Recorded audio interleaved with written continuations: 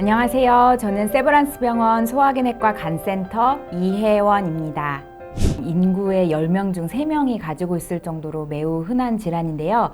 이러한 비알코올 지방간의 주요 사망 원인은 심혈관 질환으로 알려져 있습니다.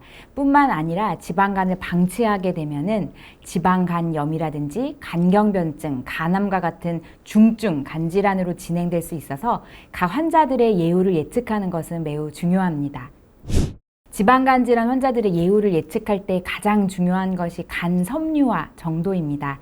간 섬유화는 보통 1단계에서 4단계로 나누게 되는데요. 보통 우리가 알고 있는 4단계가 간 경변증에 해당합니다. 그래서 수치가 높을수록 간의 섬유화 정도가 좀 더 딱딱한 것을 의미하고요. 이러한 섬유화가 높을수록 간 질환 환자들의 예후 역시 안 좋은 것으로 많이 연구되고 있습니다. 그래서 간 섬유화를 측정하는 방법은 가장 정확한 방법은 간 조직 검사입니다. 하지만 모든 환자들에게 간 조직 검사를 적용할 수 없다는 그런 제한점이 있는데요. 대체 방법으로 비침습적 검사들이 있습니다. 대표적으로 간의 염증 수치를 나타내는 혈액 검사가 AST, ALT인데요. 이러한 AST, ALT, 나이, 혈소판 수치를 이용한 계산 공식들이 있습니다.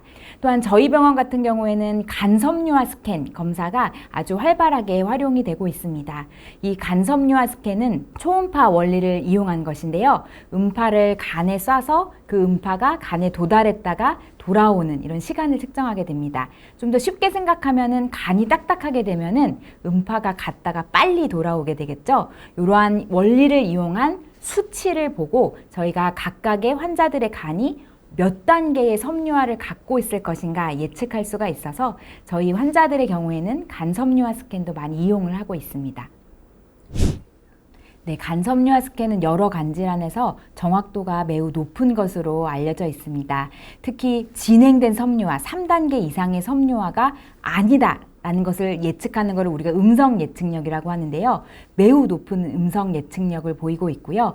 또한 실제로 3단계 이상의 섬유화를 갖고 있다라는 양성 예측력 역시 거의 80~90% 정도로 조직검사와 비교해서 매우 높은 것으로 알려져 있습니다.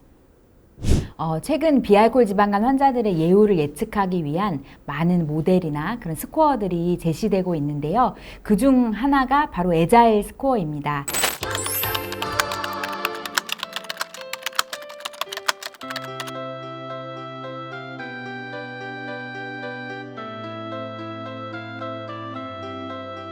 에자일 스코어는 기존의 간 섬유화 스캔을 통해 측정된 간 경직도의 수치를 포함하고 또 혈액 검사 수치 중 AST, ALT 같은 간의 염증을 나타내는 수치들, 혈소판, 당뇨 여부, 나이, 성별 이런 것들을 포함해서 계산한 공식입니다. 그래서 이러한 점수가 나오게 되면은 이거를 가지고 환자들의 위험군을 나누게 되는데요. 아주 저위험군, 중등도 위험군, 중증 위험군 이렇게 나누게 됩니다.